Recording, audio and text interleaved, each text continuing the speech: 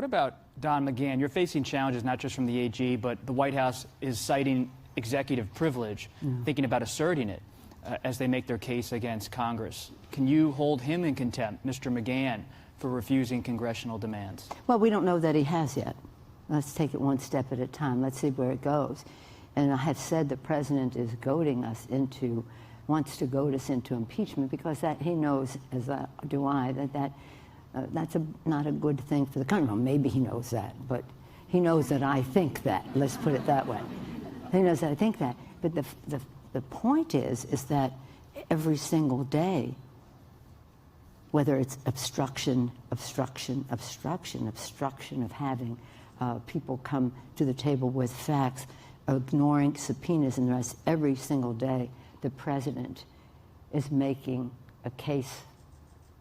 He's becoming self-impeachable in terms of some of the things that he is doing. Let's pause there. That's an important point you just made. You think about 1974, the House Democrats had their articles of impeachment against President Nixon. Article 3 of the impeachment proceedings then was about obstruction of Congress, about abuse of power. Could there be an option for Democrats that you would consider of a narrow impeachment proceeding against President Trump about the issues you just raised, obstruction of Congress? Let me just say that right now we have our committees doing the investigation. Since you mentioned 1974, at that time, Congress took months to build a case. They did investigations. Sam Erwin wasn't the Judiciary Committee. That was the committee that was doing the investigation. And then they, with the information they gathered, they came to that conclusion. But we really, you know, we ran and won on for the people agenda to lower health care costs by lowering the cost of prescription drugs and strengthening the pre-existing condition benefit to ensure that that was safe, lower health care costs, bigger paychecks by building the infrastructure of our country in a green way for the future, and cleaner government. They were our three things. And we think that we can work with the president on prescription drugs. He says he wants to do that.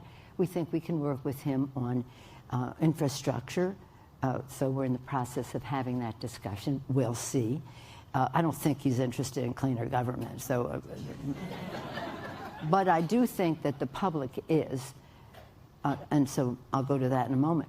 But so people criticize me. They say, why are you even working with him on anything when he won't give you the information for this, that, and the other thing, and, you know, for the investigations? And I do think we have a responsibility to the public to get some results for them, to increase their paychecks, to lower their health care costs. And he's not, even though he's the president of the United States, he's not important enough to stand in the way of what we promised the American people that we would do when we won the Congress, and they gave us that vote of confidence. Hey, NBC News viewers, thanks for checking out our YouTube channel. Subscribe by clicking on that button down here, and click on any of the videos over here to watch the latest interviews, show highlights, and digital exclusives. Thanks for watching.